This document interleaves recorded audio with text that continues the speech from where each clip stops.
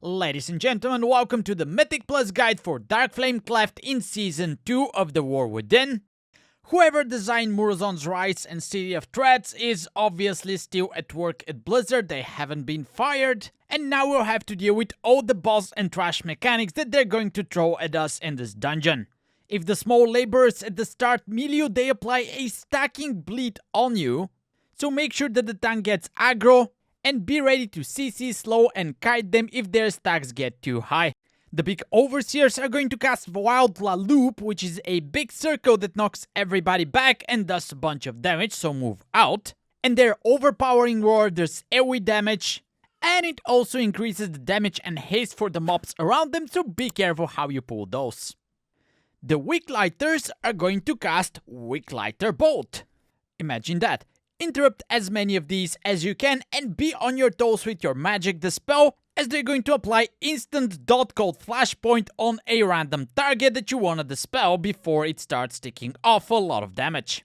The Mole Heads are going to try and cast Mole Frenzy. This enrages the nearby pack moles, so it's highly recommended you interrupt that if you can, and then the rest of the time they're gonna stay out of range and throw rocks at random targets. The first boss is the old Waxbeard, who is going to summon the little laborers that do the stacking bleed on the targets they hit. He's also going to cast Lurking Candle Flame, which makes all of them fixate a random target. Get ready to CC slow and even kite them to reduce the damage taken.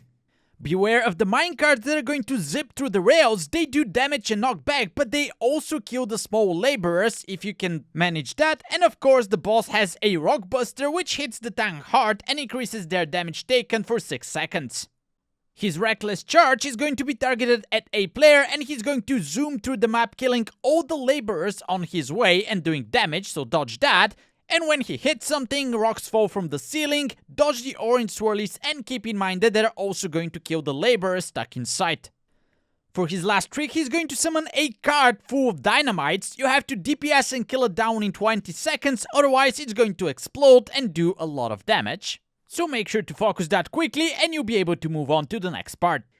In here you're going to see some Wandering Candles. They're going to do an AoE blast that does damage to everyone in your party. And then they're going to do Surging Flame. They explode in one place, leaving a fire puddle behind.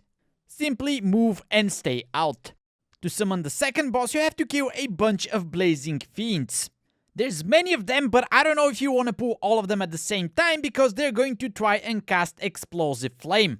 You can interrupt it, but if it goes off, it does a little bit of fire AoE damage and applies a debuff to everyone, increasing their fire damage taken by 10%, and this one stacks. So don't get overwhelmed, kill all of them in order to summon Blazikon. The boss is static in the middle of the room. You always need to have someone in melee range, of course, because otherwise he just blows up and kills everybody. In the beginning of the fight, he's going to cast Dousing Breath. This is going to do AoE damage to everyone, and it's also going to extinguish all the candles around the room. Next, he's going to target players with Weak Lighter Barrage. Swirlies are going to fall from the sky. You wanna avoid them, but you also wanna drop them on top of the candles in order to light them up. You wanna light up as many as you can, because at 100% energy, he's going to cast Enkindling Inferno. This fires a frontal at each extinguished candle. It does a bunch of AoE to everyone and leaves a stacking dot. The more extinguished candles you had, the bigger the dot is going to be. The next mechanic, Extinguishing Gust, fires tornadoes at players. You need to move away and you need to aim at least a few at lit up candles, because he's going to cast Inside Flames next, targeting all the lit up candles with swirlies on the ground that remain there for a while, so you need a patch of ground to stand on too. Which means extinguish candles, but you wanna hit only a couple at most with the tornadoes, because shortly after he's going to cast the Enkindling Inferno again. So you don't wanna have too many unlit candles to reduce the stacks of the dot that's gonna get applied to everyone. He's then going to douse all the flames, do all the AoE damage and the Weak Lighter Barrage, so everything starts from the beginning. Rinse and repeat until the boss dies, and yeah, good luck. After that, you have to fight a lot of flame tenders that are just going to be spamming firebolts at you. Interrupt as many as you can, along with 2 mini bosses. The caster 1 is going to cast Candle Flame Bolt. Interrupt that, it does a lot of single target damage. And then he's going to cast Ceaseless Flame. This is a 4-second frontal that you need to dodge. He also has another cast called Flaming Tether. If you let this one go off, it's going to root the target and put a dot on them, but this one is magic dispellable, so that's another way to deal with it. The big guy is going to summon a bunch of swirlies on the ground that you need to avoid, and then he's going to one-hand headlock, which is a charge that stuns the target for 5 seconds and does a lot of damage to them. Get ready to use defensives and heal that person up. He also has one more mechanic called Massive Stomp. After a short channel, he swams the ground, knocks everybody back and does AoE damage. Kill these 2 mini bosses and you will be at the 3rd boss, the Candle King. He summons wax statues around the room that do pulsing constant AoE damage to everyone in your party. There's 2 ways to get rid of them. For the first one, he's going to target somebody with a pickaxe throw. Make sure there's a statue between you and the boss so the statue soaks the hit. And then he's going to target 3 players with a debuff. It's a purple circle around you that does a bunch of damage, and once it expires, it destroys all the statues within. There's one more mechanic. He's going to try and cast Paranoid Mind. If that goes off, he fears a player for 4 seconds. So simply interrupt that and keep trying to destroy as many statues as you can at each iteration so you take less damage overall. After that, the design of the dungeon shines again. You have to escort a cart with a candle on top and the light drains slowly. If it goes out, you need to run into the darkness and bring more candles to the cart to power it up. You do no damage or healing while you are in the dark, and there's gonna be ads that you need to kill along the way. The small skittering ones explode once they die in a purple circle, so stay out. And the flying corridor creepers are going to eat their corpses and empower themselves if they're around once the small ones die. They can also inflict a stacking dot on top of your tank, so if you pull way too many of those at the same time, they might be in danger. The shifting horrors are the more dangerous mobs because they're going to try and cast Drain Light. If that goes off, not only it reduces the candle on top of the card, but it also does AoE damage, so make sure to interrupt that at all cost.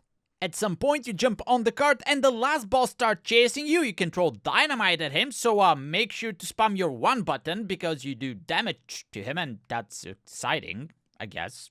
And after you get off of the cart and you kill a few more trash packs, you'll be actually at the last boss, the Darkness.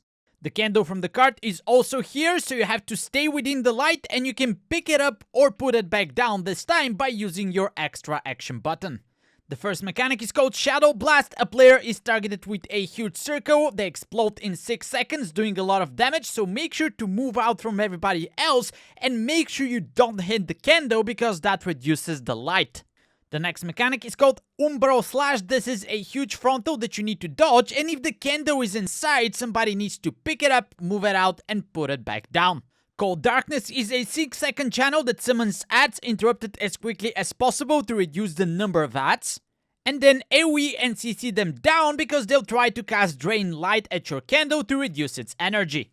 And lastly, the boss has a 4-second channel called Eternal Darkness that does pulsing AoE damage and also reduces the candle's light significantly. You basically need to have somebody ready to run in with a new candle to refill the light, because if it hits 0, the boss puts a debuff on everyone that does AoE damage, fears them, increases their damage taken, and also reduces their haste. It lasts for 10 minutes and it stacks. So you definitely don't want this to happen. Keep your candle healthy, rinse and repeat, and once the boss reaches 55%, you win. You can also win by checking out this channel for more Mythic Plus content in Season 2 of The War Within. I'll see you there. Now get out of here.